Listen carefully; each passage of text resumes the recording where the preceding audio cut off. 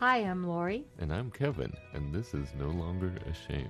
We are survivors of childhood sexual abuse. And we're here to share with you that if you're a survivor, you don't have to be alone. Our logo is a salamander, and the reason is a fire salamander can survive a fire, and you have survived a fire.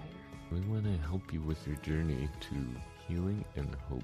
We are all survivors together, and we walk this journey together, and you are not alone. By telling our stories, we are hoping that you will have the courage to share your stories as well and find your voice. Because stories are so important, and for so long I know that I wouldn't tell my story, but when I finally shared my story, that's when I got my freedom. And this is our journey and your journey to healing and hope. So come with us. Today we have my friend Beth joining us to share her story. Beth is someone I've known for over 10 years. Yeah. And we met at church and we've been friends, and now she's my wife's favorite hairdresser. And we've been in touch for quite a while. She wanted to come and tell her story because she found that I'm doing this podcast, and she thought she would share with us. So I'll hand it over to you, Beth. Thank you so much, Beth. So start wherever you're comfortable. And even before we talked about a few things, so I'm really excited about the angles we're going to cover. Oh, thank you so much. So I think things start for me. My parents were educators, and I am the oldest of three. And I think when I was looking back with memories, I think some of my first pre-verbal memories were that my mom was not okay and that my dad wasn't safe. I just remember very instinctually, I could tell that in my body. My mom had come from a pretty abusive background and struggled with emotional regulation and was just a very fearful woman. And my dad, I just always felt hypervigilance towards and just tried to stay out of his way a lot. And then when I was little, really young,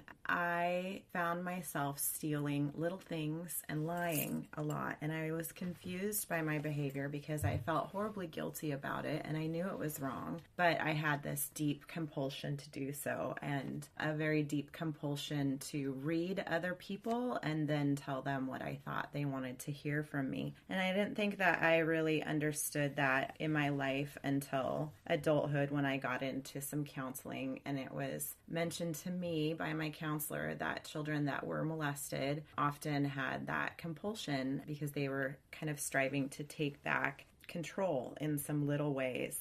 I think some of my earliest memories were just feeling very confused and feeling a lot of self-loathing for myself. Just a lot of kind of self-hatred. A lot of it had to do with how I responded to time with my dad. I wanted his attention, but then I felt frozen and terrified by the attention I got because it was not the kind of attention that I longed for. So I could tell that I wasn't experiencing the same thing I saw my friends experience with their loving relationships with their dads. And then another thing that I felt a great deal of confusion by was that I had just a growing hatred for my dad. And I had a reoccurring dream my entire life as far back as I could remember that was very graphic, kind of incest dream in a field, and it was just my dad and I, and then I violently murdered him. And I always just felt a tremendous amount of conflictedness because I didn't know what to do with those kind of nightmares.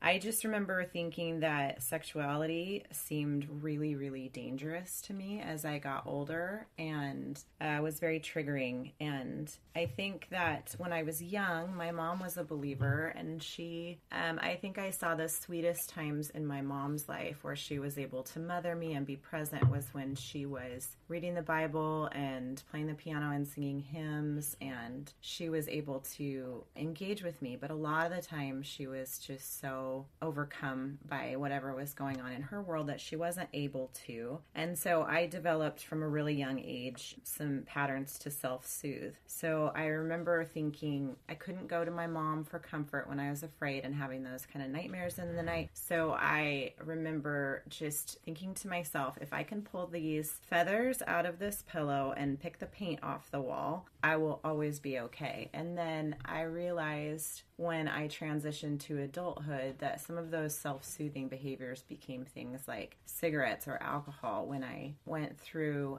divorce and some traumatic things as an adult, I remember thinking the same way. Like, if I have these things, I will be okay. So I think I developed that. And then I loved the gospel. I felt like it was something that made my mom so beautiful to me. And I just felt like everything about the Bible and Christianity made the world make sense to me. It made me understand what true north was, what right and wrong was. And so I developed just like a real dependence on that. I always wanted to be at church. I was constantly reading scripture and trying to sort things out and make sense of my world through that. I think I had a great deal of fear about obedience. If I wasn't obedient, I thought bad things would happen. And so I think I also associated some of what had happened to me with I must have done something wrong. I also saw some really big patterns of disassociation where I could just check out and absolutely leave my body in any scenario. And I found myself doing that a lot at school. I was enrolled in a pretty academically rigorous private Christian school, and I didn't know what was wrong with me, but I just couldn't engage and I couldn't focus. And I think one of the things I realized too upon reflection as I got older was that children really can't learn and play and be creative and explore if they don't feel safe. And so that really interrupted a lot of processes for me in which I just felt more shame, like I wasn't like everyone else. When I became a mother when I got married and became a mother, I think sexuality again was just a really fearful place. I just saw it as such a dangerous thing, and I wasn't quite sure what to do with it. When I got married, there was a lot of interruption of my ability to be free and have enjoyment because there were so many physical triggers, things that would produce rage in me, or, I just couldn't handle it. So then I think I did engage in some counseling. I think the counselor identified emotional regulation difficulties for me and then referred me to a cognitive behavioral therapy program, which was really helpful for me. There were portions of it that were distress tolerance, mindfulness, kind of the purpose and function of emotions. And I remember feeling resentful even when I was in that program because I thought if I was around healthy people growing up, this would be second nature to me. And I felt like I was doing the exhausting work of identifying how none of that was happening in my life. And it was such a steep climb to undo those things and try and learn new healthy patterns. I then went on to do some EMDR, the rapid eye movement. And that was actually they suggested that I not do that until I had some of the cognitive behavioral therapy tools in place in my life before I embarked on that. And that was the culmination of that 3 years of counseling. And that was just enormously helpful. It was kind of like a brain float. I don't really know how to describe it. I don't even really know that I understand it anymore, but it did help me to kind of float through memories of when all of this began. And it just felt like it kind of loosened some of the knots there. And I remember some of the visualization. I was always down really low in my memories where my father was a giant and I was a very small child and I was hiding in all these little spots. And then as I progressed in those sessions, it was almost like I got bigger and bigger, that my height in the memories was higher. He became smaller. Even my memories of the house, this beautiful craftsman house that we grew up in, or the plants and the yard, it's almost like they shrunk to proportion. And so there was a lot of just kind of shrinking of the power, I think, that those things had over me. And kind of like a reprogramming yeah. in a way. Yeah, that's really interesting because I was a hider too. But we, sometimes we don't remember, we're adults, so we don't really realize we were children. Yeah. We were little, and then little. And so I think it's interesting that you kind of watched yourself grow up. Yeah, and I've wanted to do a painting of my house from the perspective that I ended with, because in the very end I had this sort of picture of, when a balloon that's got helium in it gets let go, but it's the lazy kind that kind of floats up like a drunk balloon. And I felt like it was kind of like that, like my perspective sort of floated up into the trees. And so I've always thought I should get working on that, because I think art therapy is also just a wonderful thing. I think that I just recently had a conversation with one of my daughters and a couple of my friends that I grew up with, and was using, I don't talk about this stuff very often, but I was using different language, I think, more recently, and hadn't even realized that, because it's not a topic that comes up a lot. Yeah. But, it's not my favorite. Yeah. And it's just not, kicked around all the time. But I think I had noticed some things about myself that were concerning, that I wasn't quite sure where to ask why this happens, because I think also I felt ashamed that I did notice that a couple of things. One, that whenever people shared about being molested, I had not a compassionate response. I had a response of internal disdain. I felt just like, if I was to sort of vocalize the voices in my head, it was just very harsh, like very mean. We've all been molested. Shut up. You're not a victim. Like, I just would feel this uprising of just big resentment towards whoever was sharing vulnerably. And I felt a great deal of conflict in myself about that, because I thought, why do I resent and just feel hatred for these people that are sharing? And I think that led to me thinking a little more about, I could tell I felt differently about certain scenarios because I was trying to assess whether or not I felt like they had some kind of culpability in it.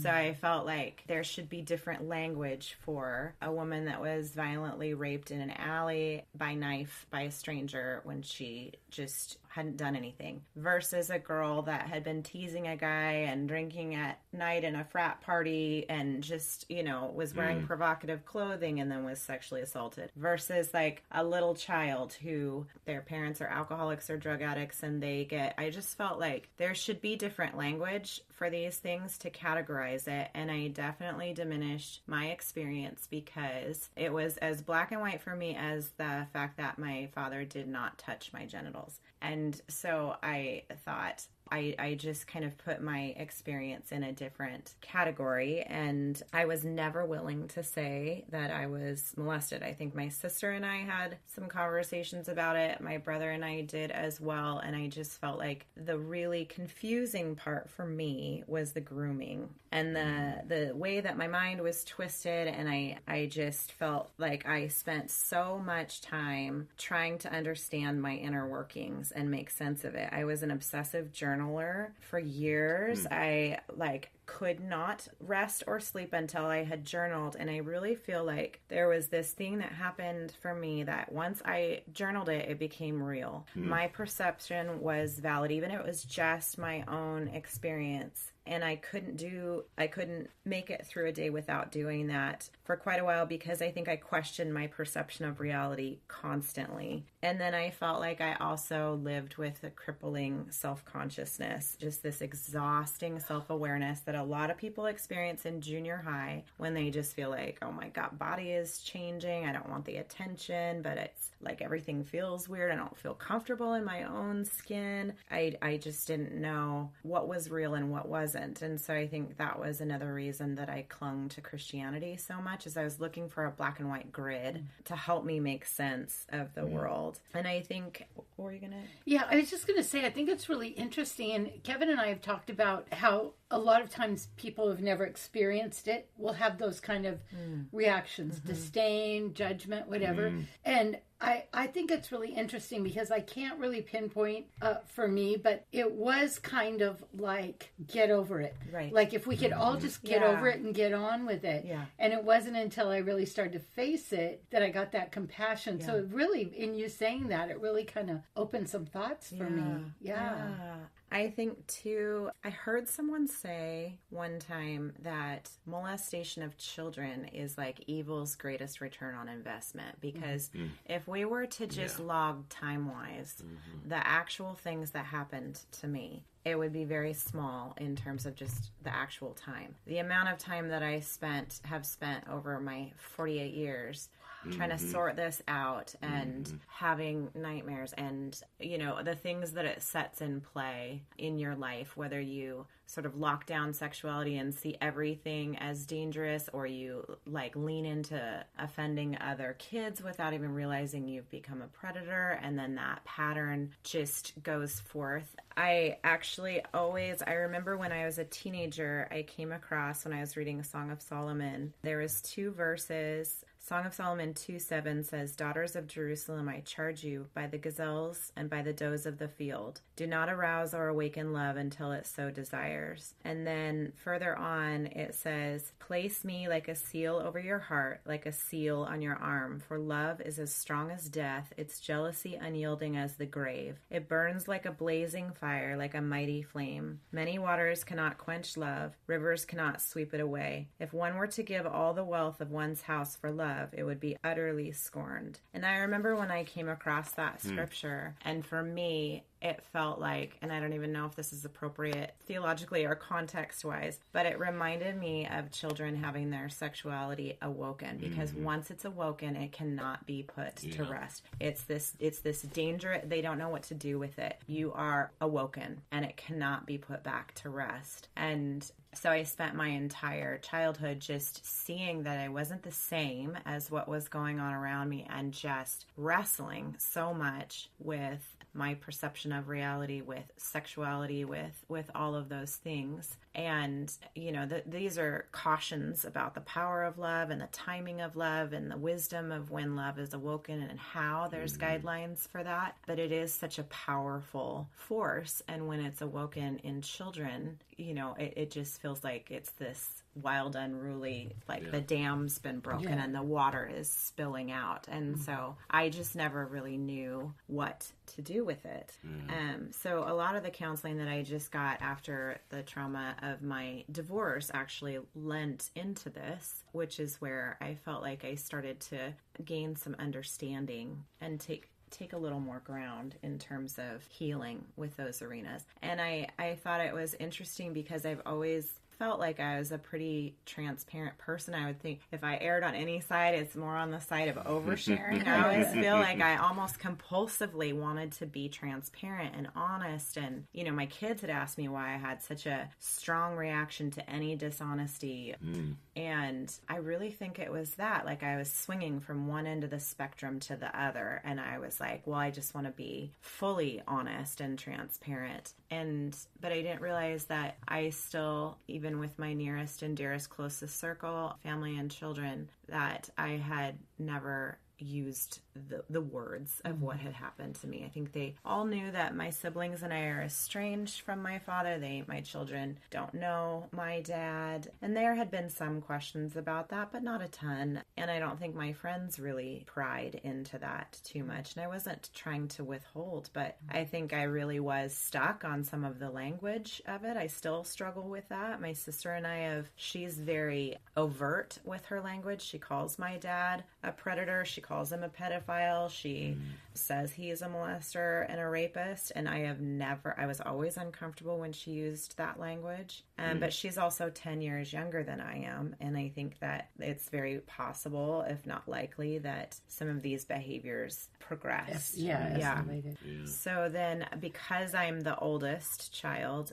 and my parents did get divorced, so my dad was out of the home by the time I was 14, but I had a great deal of fear and remorse about leaving the home when I graduated high school because I was just afraid to leave my siblings behind. So there was just kind of ripple effects out into my life that I just lots of difficult things to kind of turn around on the trail and look at. So, one of the things is kudos to you for protecting your children. Yeah. Because even though you said you weren't going to call it something horrendous like rape, like you were still trying to categorize it, you kept your children safe. And there's been times when, we've heard people tell stories and they think, oh, well, they don't do that anymore. And then they give their parents access. So good on you for that. And then you talked about self-loathing. Where are you with that now?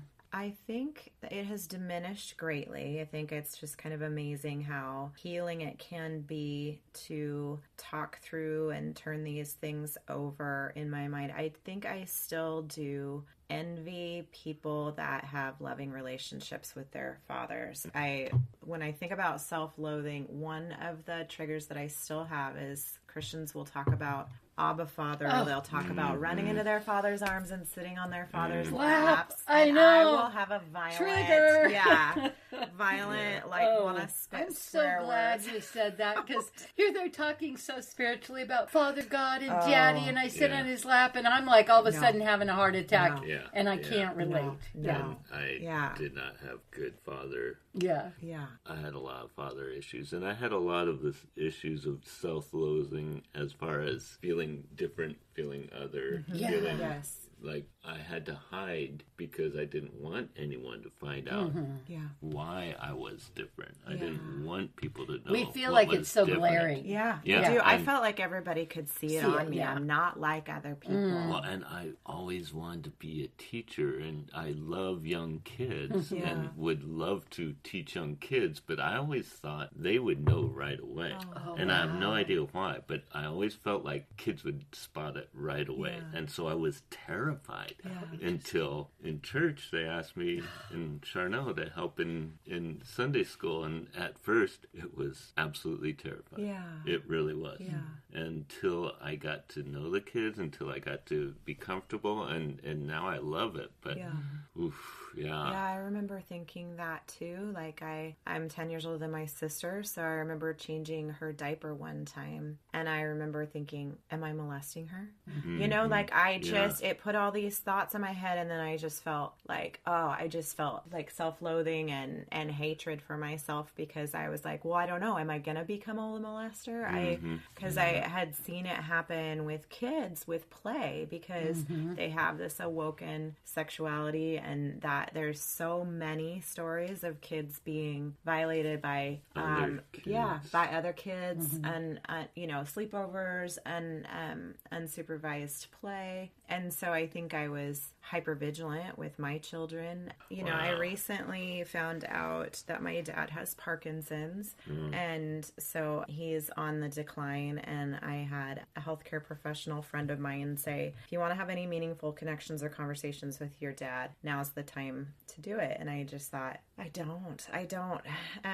I did, when I was first married, I did try several times to have conversations with my dad. I wrote him an email, I wrote him a letter, and I tried to have a conversation to confront him. And he just denied and deflected everything. And so I just felt like that was, the effort that I had made. And so I remember going to see my childhood home. My parents lived in it for 21 years. It was this beautiful craftsman house with the French windows and fruit trees and a white picket fence and a gazebo. And just going and seeing that place brought back so many memories for me that were just all tainted.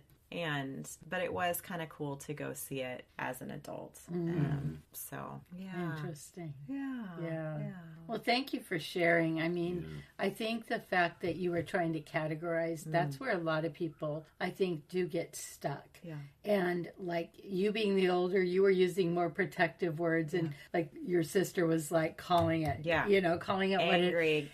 And that's hard, but it's so good too, because I think that for me, I don't still have the self-doubt, but the self-doubt was there where I kept thinking, well, maybe it was my fault. Yeah. And they tell you that if you weren't so cute, if you weren't so, whatever they have to do to get away with what they're doing. And so, I think that there is no categories. Like, there is violent rape and there is child abuse, but it's all taking innocence from a child. And that even in the Bible, tie a rock around their neck and throw them in the deepest sea. Yeah. Well, and like you were saying, it's the effect it has on our lives. Right. When that's awakened. Yeah.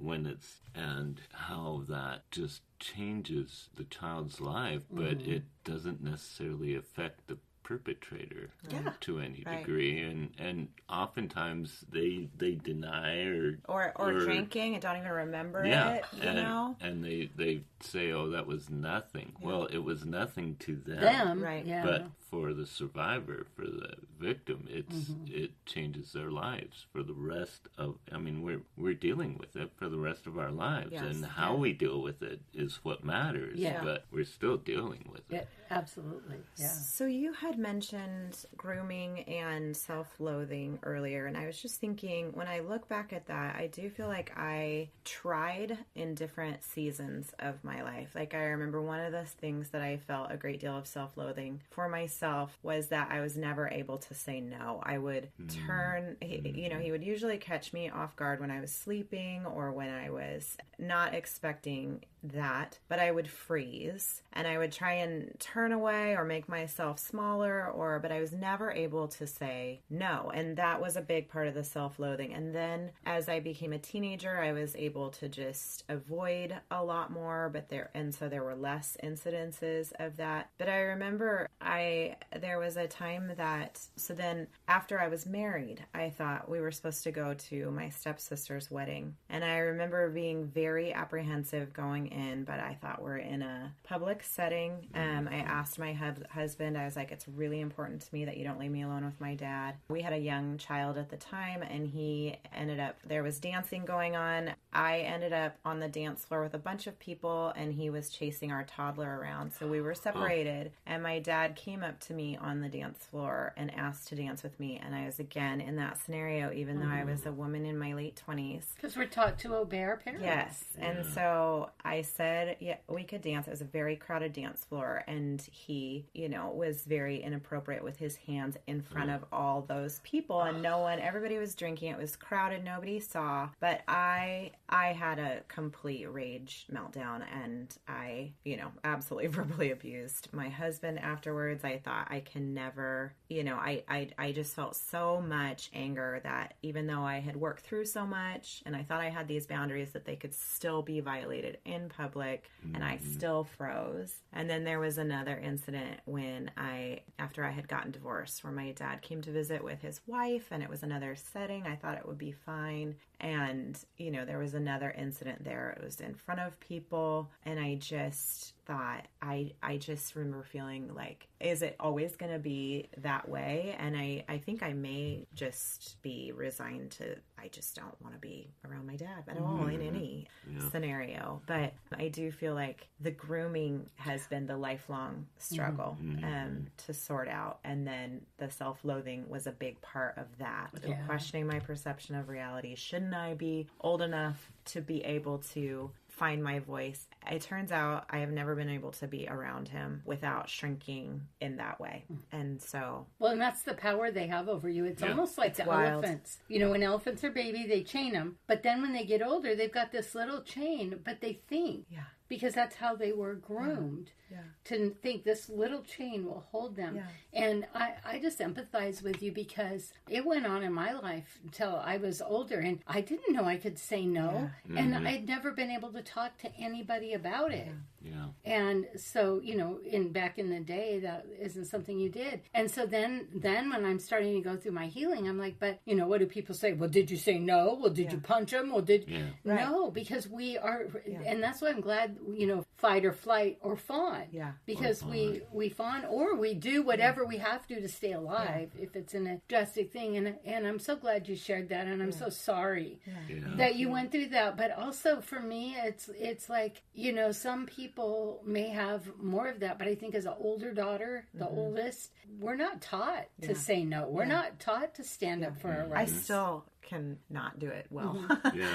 Well, I had to form boundaries with my family because I realized every time I was around the perp, I would dissociate and check out, and it happened every time. And so I had to set boundaries. And after I was able to make those boundaries and have them is when I started realizing I could recognize triggers. I could start seeing what the triggers were. I mean, it was the sound of his voice, even him calling me on the phone. I would just be gone. Smells.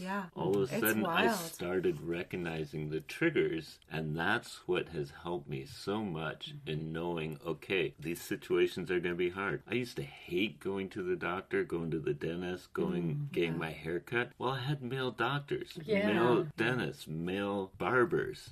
I started having female doctors, female, and all of a sudden, I'm able to do the things I was not able to do before because I would freeze and dissociate and check out, and it would have this effect on me for days afterwards.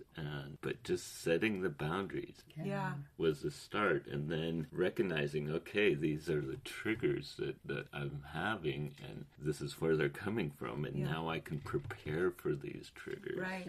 I feel like it's like riding a merry-go-round, and at first, like when it's whirling and you can't even see, and the wind's blowing and stuff, but recognizing some of those triggers and making some of those boundaries where you're like, okay, so in these practical situations, I don't do well, so I'm going to set things up. But it's like the merry-go-round slows, down, and it might still be going, but it's like I know what situations to anticipate to be cautious about. Like, don't be consuming alcohol in this setting. It makes you extra emotional. I was recently at a wedding, and the bride had a very sweet relationship with her father when he gave her away, and when he did the father-daughter dance, I felt rage well up in me. I had to get away. I didn't want to see him embrace her. I didn't want to see the sweetness between them. I didn't anticipate that. I was beside myself. The person that I was with, I don't think had any idea I didn't know I was going to have that kind of response. So I was like, oh, well, there that is. And so sometimes, when you say boundaries like that, I even felt self-loathing about that. Why do I have to set my life up to avoid these little landmines that everybody else can handle? And so sometimes I would just try and suppress it, but then I would be really angry, or I'd road rage home, or I would overdrink, or, because I was like, no, it's like I'm completely activated. All my alarm systems are going off. And so I was like, it's probably better to operate with caution and have some grace for myself than... That's something we haven't talked about a lot, but the resentment for having to deal with this shit. I have had so much resentment most of my life, and still lingers the resentment of having to deal with this shit. And forgiveness has helped, but there's times I'm just pissed off. So how does forgiveness work? It's not easy. We have episode number. Right. Forgiveness is not about letting them off the hook. Right. Doesn't have to be about reconciliation. Right. No. It's not about fixing things. Right. What it is unburdening yourself. Because all that stuff you're hanging on to, I never thought I would forgive. And I never wanted to forgive. I was so angry, and still am in some ways, but forgiveness is about letting go of it and realizing that you don't have to carry that burden around. Well, like Kevin said earlier, they do it to you. They're not even thinking about it. And you're the time, the 2 minutes or the 5 minutes, and you carry it for a lifetime. So when we can forgive, then we free ourselves from them having rent in our head when they don't even give a crap. But frankly, Beth, I couldn't forgive without praying to God about it. Without God's intervention in my life, I never would have forgiven. And I think God really wanted me to understand that it was hurting me more than anyone else by holding on to that, And so when I was able to forgive, I no longer had night terrors. Oh, wow. I just listened to Elizabeth Smart, who was kidnapped. Yes. And I listened to her podcast, but her mom said, if you have to forgive and let go, because if you don't, he will run your life for the rest of your life. And so when she had to face him, and she was just a teenager, she said that because she had come to a place, she believed her mom, and she had forgiven him because she didn't want him to have that hold on him. So for her, it was, I'm not going to, you know what I mean? There was like this rebelliousness. When she saw him in court, she did not have any of that rage or anything. And she said, when they asked for her statement, she said, he no longer has any power over me. Yeah. Of course, he was going to go to prison for the rest of his life, too. There's going to be So some there's justice. some justice. That helps. But I just thought about that because a lot of people, I hear a lot of people all the time saying, I'll never forgive. And for me, I knew without forgiveness, they consumed me. And that's all I thought about. And I don't want to be, that's not who I want to be thinking about, you know? Yeah. So, but it is hard and it's a process. It doesn't happen like that, and it doesn't just happen once. Right. I mean, I had Layers to and forgive layers. over and over and over again because things had come up later that I'd be enraged about. And for Kevin, you know, he had gone through all this years of therapy, and we did an episode about grooming, and that's when it clicked for him. So then there was this had whole been new groomed level. by someone else, and I still have repressed memories about it, but I didn't recognize it as grooming until we were doing this episode, and we're talking, and I I'm saw like, him go bye-bye. I was like, oh, shit. Yeah. I was groomed. Right. Yeah, and so I had to start the forgiveness process all over again with those people. Yeah. But forgiveness is, in my estimation, anybody that really feels like it's not for them or whatever, I don't want to judge anybody, but for me it was the freedom because we had so many layers. We, you know, sometimes when you come from a very sick family, so we had mental illness, we had the predators, well, guess what? Their parents were mentally ill and predators, and guess what? Their parents were. So it's layers and layers, and I wanted to break that cycle for my kids once I was able to recognize it. And, you know, I didn't want to, I knew that I had certain behaviors. Once I got into getting help, I recognized, that was me dissociating. Like I didn't know I had the behaviors, but getting healing, then I was able to not re-traumatize my kids because of my trauma.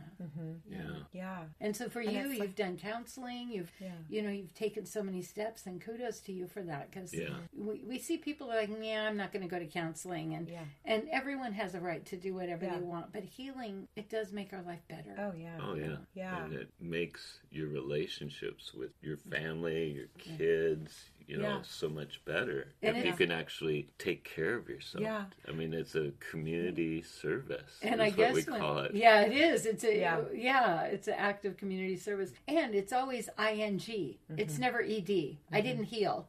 I'm not healed. It's the process. I'm healing. Healing. And 66 years old. I'm healing. Things have come up while we've been doing this podcast for both of us. We've had surprises. I'm sure. It happens. I'm sure.